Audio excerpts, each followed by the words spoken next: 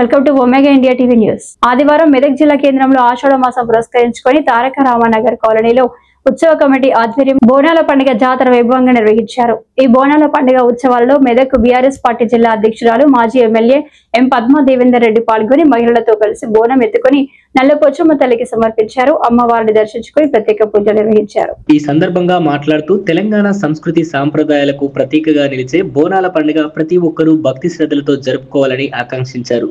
మాజీ కౌన్సిలర్ తిమ్మనగారి అనిల్ కుమార్, నర్మదా శ్రీధర్ యాదవ్ మాజీ ఎమ్మెల్యే గారిని శాల్వతో ఘనంగా సన్మానించారు.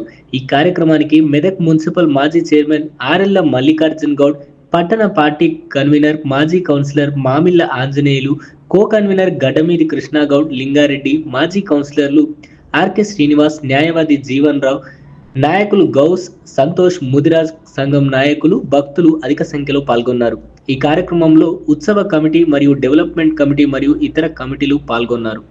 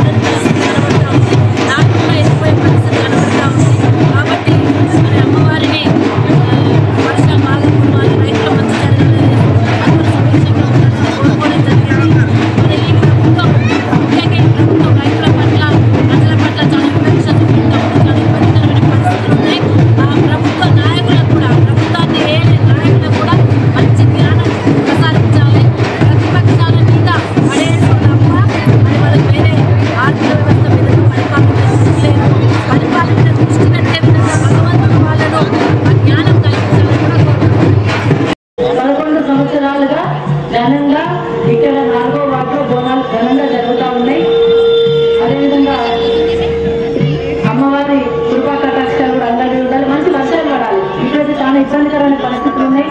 ఇంకా ఉక్కపోతు తగ్గలేదు, నాట్లు వేసిన నాట్లు ఎండిపోయే పరిస్థితి వస్తా ఉంది. ఓకే, అది కూడా మంచిగా మంచి పద్ధతి. బోనాలు అంటేనే ఆవిడని జరుపుకోవాలి. అదే వర్షాలు మంచి కుర్వాలని అమ్మవారిని కోరుకోవడం జరిగింది.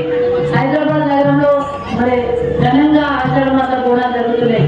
ఉజ్జయిని అమ్మవారి సికింద్రాబాద్ బోనాల పండుగ సందర్భంగా ప్రతి సంవత్సరం ఇక్కడ కూడా సామూహిక బోనాలు జరుగుతాయి. కులాలకు అతీతంగా జరుగుతాయి. అది చాలా గొప్పదనం. ఇక్కడ ఒక్కొక్క కులాలు కలిసి తీసుకుని గొప్పదనం కాదు, అందరి కులాలు కూడా ప్రతి ఇంటిలో ఒక బోనం వచ్చి తీయడం అనేది చాలా గొప్ప విషయం. ఆ గొప్ప విషయం హౌసింగ్ బోర్డు లో కాలనీలో జరుగుతున్నందుకు మీకు అందరూ కూడా శుభాకాంక్షలు తెలియజేస్తా ఉన్నాను. రాబోయే కాలంలో తప్పకుండా మళ్ళా గౌరవ కేసీఆర్ గారే రాబోయే నాయకుడే. హాయ్ అండి, నేను మీ Satyasri. Please subscribe Omega India TV Telugu.